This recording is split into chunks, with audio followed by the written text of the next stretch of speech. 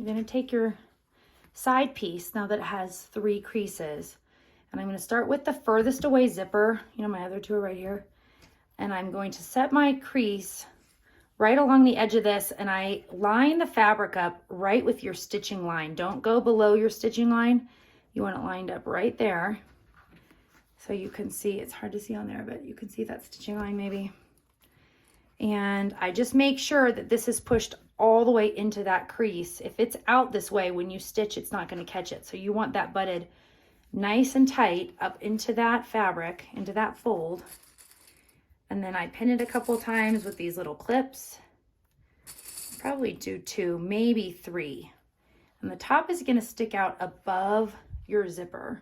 And it should do that, so you don't have to worry. I try to make sure this is also lined up right there. You just get a nice clean finish there. And then you're just going to repeat it. And you'll have to kind of just lift this piece up into this next fold. But again, it feels a little awkward, but you can do it. You want this fabric butted right into that crease. And you want your side panel to line up with your stitching. And you'll pin that. That's why these little clips are so helpful. And then last one, again, this will be a little bit easier to see. Take your piece, butt it right up into there. I can feel that it's nice and tight in there, and my fabric is lining up right nicely with my stitching.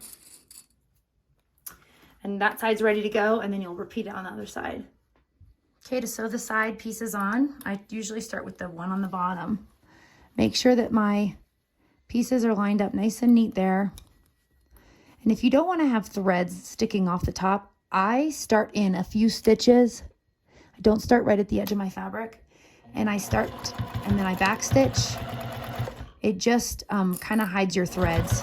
And then when I go over that zipper, I back stitch over the zipper too, just to give it a little bit of extra stability. Back stitch there. Make sure when you sew, you stop right there at that line, that you don't continue stitching down right there. To sew the second piece, you just have to kind of fold that first one underneath. I know it feels a little bit weird, but you'll be fine. Take a couple stitches, reverse, and then back.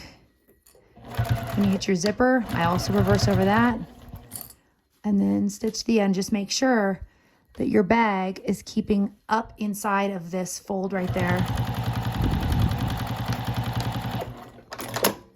And that's it. Pretty easy, guys.